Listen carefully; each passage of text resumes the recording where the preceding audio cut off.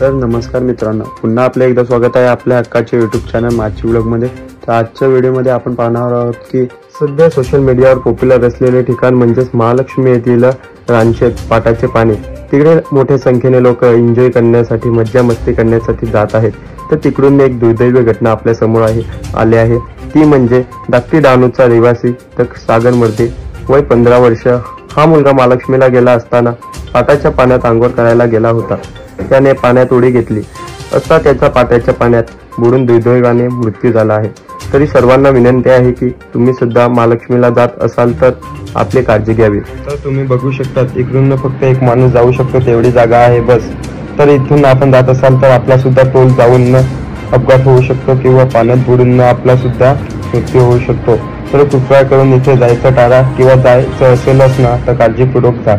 आणि हा व्हिडिओ मी इथे समाप्त करत आहे। असे नवीन व्हिडिओ बघण्यासाठी आपल्या चॅनलला सबस्क्राईब करा। तर चला भेटूया पुन्हा एका नवीन व्हिडिओसह।